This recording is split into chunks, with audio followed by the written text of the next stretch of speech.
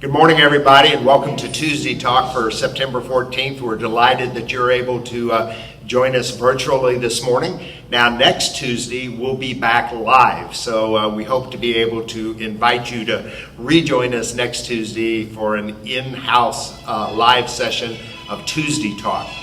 So this morning, we have Carolyn Montgomery here. We're going to start. Carolyn, come on up, and Carolyn's here to give us an update on the Employee Gift Fund. Carolyn. Good morning, afternoon, or whenever you're viewing this. I'm Carolyn Montgomery, a member of the Regency Oaks Employee Gift Fund Committee. Regency Oaks residents show their appreciation of the associates here in many ways, since we can't tip. Some examples are saying thank you to an associate for a job well done, or how they have made your daily life easier and more enjoyable. Saying thank you with a smile and asking them, how's your day going? Saying thank you for taking time to help me. It really means a lot. I could go on with examples, but all of you know how you personally encourage the associates during their hectic days. The only way for all of us to financially recognize our associates is by donating to the Employee Gift Fund.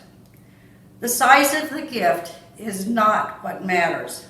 It's your thanks that the gift represents and how good that makes you feel. Won't it make your day brighter knowing that you made our Residence Oaks Associates holiday brighter? Thank you. Okay, Carolyn, thank you very much for that information. Next up on the agenda, Don Infante, and Don has a special plug for this afternoon. Don. Good morning, everyone. I want to invite you to a very special Regency Oaks Veterans Association meeting this afternoon at 2 o'clock. We're going to commemorate the tragedy that we had in 2001. And we have a special guest speaker who survived the crash of American Airlines Flight 97. So I want to ask you to come, please, enjoy it, and thank you for your attention. Okay, thank you, Don. Next up is Bobby Belcher and Sherry Robinson, our Vice President of Operations. Sherry and Bobby. So on behalf of Life Care Services, I wanted to present you with this $2,500 check for Regency Oaks Scholarship Fund. Well, on behalf of Regency Oaks Scholarship Fund, thank you so much. We really appreciate the support of Regency Oaks and Life Care Services. Yes. And also, we really appreciate the support that we have had over the past 6 years that we've been in existence from our residents. They have been wonderful with their gifts. I do have an announcement, a little bit of restructuring on the board. I've been on the board, when I go off in June, will be 7 years, and our term limit's 6. So it's time for me to step aside, and someone else has been elected the treasurer for the next few years. Her name is Debbie Weisschadel, and her apartment is P112. If you want to start putting your checks into her box, you may do so.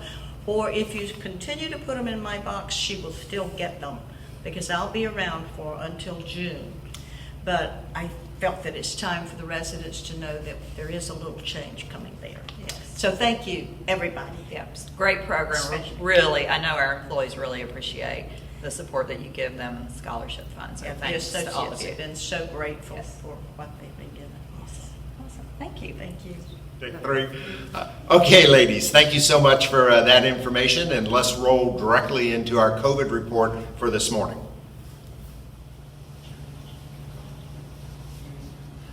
All right, here's the COVID update for September 14th. Next slide, Don.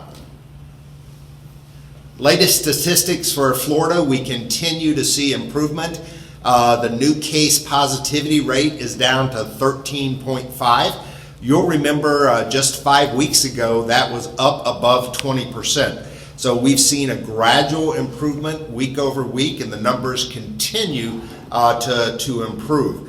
If we look at the graph down on the bottom right-hand side, that is the age group, those individuals vaccinated by age groups, and you can see that the individuals over the age of 50 have a really high vaccination rate.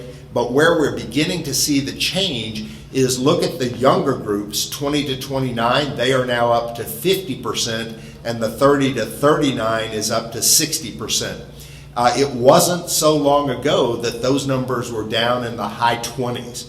So some significant improvement in terms of getting Floridians vaccinated. Next slide.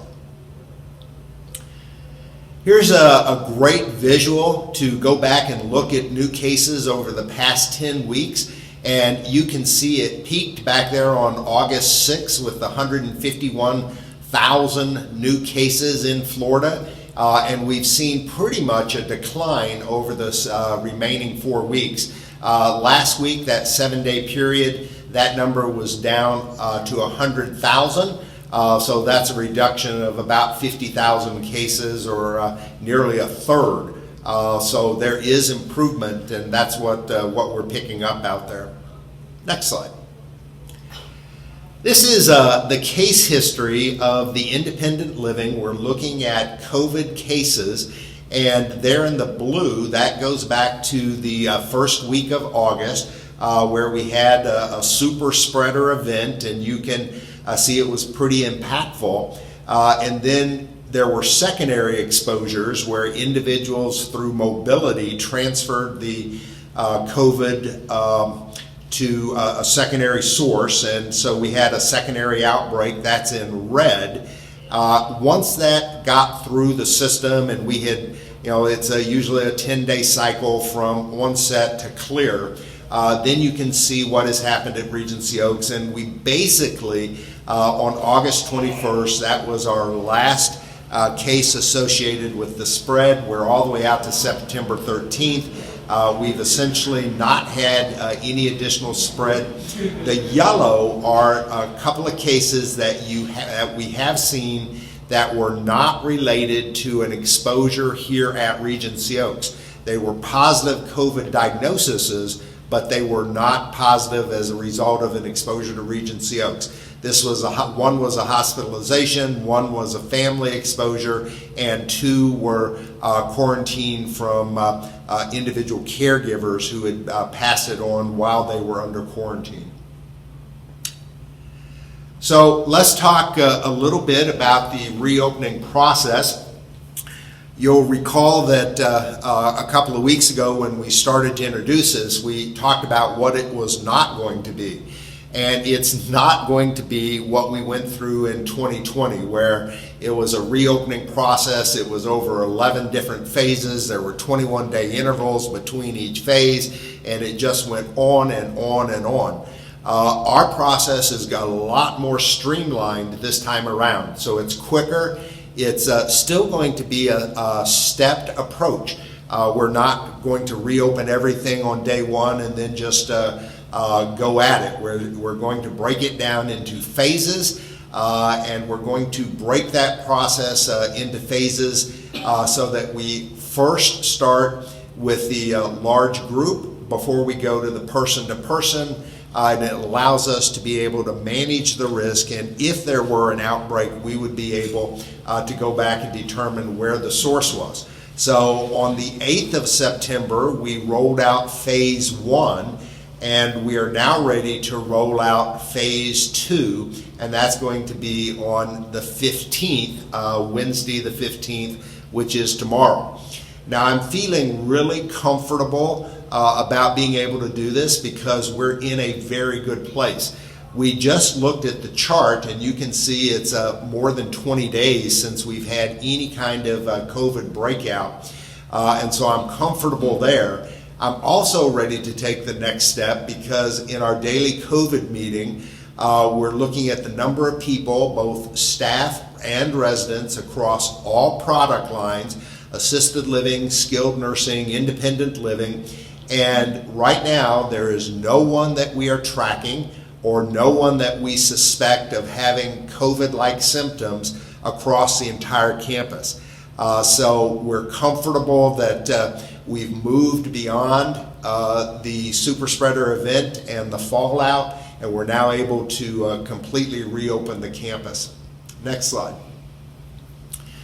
So here is what is reopening tomorrow. The north dining room is still going to be closed for lunch, and that's going to be for another week. So the north dining room will not reopen for lunch until the following Wednesday. Tomorrow we are going to open the tavern for both breakfast and lunch. So what's new is previously you've only been able to go to either dining room for the evening meal. We are now going to open up both breakfast and lunch service, but we're going to run it out of the tavern, and that north dining room will not be open for lunch until the following Wednesday.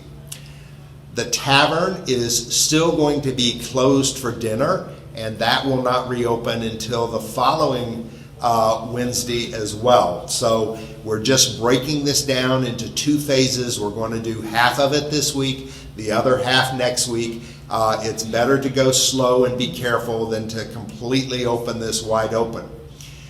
Housekeeping is going to return to service on Monday, September 20th, and tomorrow at Jesse's Wednesday Talk, he will be giving you an update on what that's going to look like and how we plan to provide those housekeeping services for the next 3 or 4 weeks. We've had some issues with staffing in our housekeeping department, and Jesse and the team have really done a good job of figuring out how to get the job done, and he's looking forward to sharing that with you tomorrow. So please be sure to tune in to channel 732 starting at 1 o'clock on Wednesday, and every hour on the hour you'll be able to get the housekeeping update as it relates to the return of housekeeping services.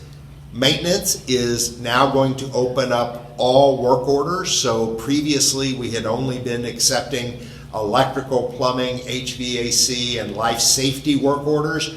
So if you have a picture that needs to get rehung, or a doorknob that has been cranky and not working for you, we're now going to reopen for all work orders. The Regency Room and all of our specialty dining is returning tomorrow. Next slide. Bus transportation will return. So we've been doing the individual one-on-one transportation to your personal physician or appointments. Tomorrow we will return bus transportation, and this includes shopping and church runs. And then our group activities and events will return. This is any group larger than 50. And housekeeping will continue to provide the weekly linen change. We'll give you more information on that tomorrow as well. So just some odds and ends I wanted to wrap up the presentation with. So I get an awful lot of questions on the booster update. And so right now, the only thing currently approved by the CDC is the booster, the third shot, for anyone who is immune compromised. There is a pretty significant debate going on between the administration, the federal government administration, and the CDC about what to do with the booster. And quite honestly, they just haven't come up with a decision. It's going to be some sort of compromise. We don't anticipate hearing anything until the 20th of August. That's when the CDC is meeting with the Department of Health and Human Services, and they're going to wrestle this out and try to come up with a recommendation. And literally, there seems to be a pretty big debate. The efficacy rate on both the Johnson and the Moderna vaccine is above 96%, and they say that the degradation at 8 months is about 1% per month. And so if you got your shot in January, that still means that you're sitting at an efficacy rate, an effectiveness rate of somewhere between 93 and 94%, which, as you may recall from our discussions, the J&J vaccine never got above 68%. And so what the debate seems to be is, where do we invest our money and our resources? Is it in getting everybody vaccinated, at least with an initial vaccine, or do we take some of those vaccines out of circulation to provide a booster when the efficacy rate is still high in the 90s? So whatever decision is made, we're going to follow the CDC guidelines. I will continue to update you and talk about that on a weekly basis. Vaccinated associates, Regency Oaks has made some real progress with our vaccinated associates. 70% of our associates are now vaccinated. You might recall that our associates have until the 15th of October to be fully vaccinated. We are down to about 85 associates who are not vaccinated, and that can be for a lot of reasons. It could be people, yes, who have just said, I'm not going to get vaccinated. It also would include people who've had the first shot but not the second shot. It would include people that have been fully vaccinated but somehow are not in the tracking system that we need to correct. This could be a lot of our PRN associates. Those are part-time associates who sort of fill in and they may not be active with us anymore. So we continue to make good progress on this. I'm feeling very comfortable that the vast majority of our associates are going to be vaccinated. And yes, we are going to lose some associates who just are not going to choose to be vaccinated. But I'm confident that we're going to be able to weather that storm. We continue to focus on hiring and orienting new associates. All of our new associates coming on board are required to be vaccinated before they actually start. And so this is an area also that we will continue to monitor, and I'll keep you informed with. Okay, one last thing I wanted to talk about is the resident survey. We had originally postponed it and rescheduled it for this Thursday and Friday, the 16th and the 17th. The 16th was going to be the information update, and the 17th was the actual day of voting. We have pushed that back one more week. I just wanted to feel a little bit more comfortable. And so the new dates is next Tuesday, the 21st, at Tuesday Talk.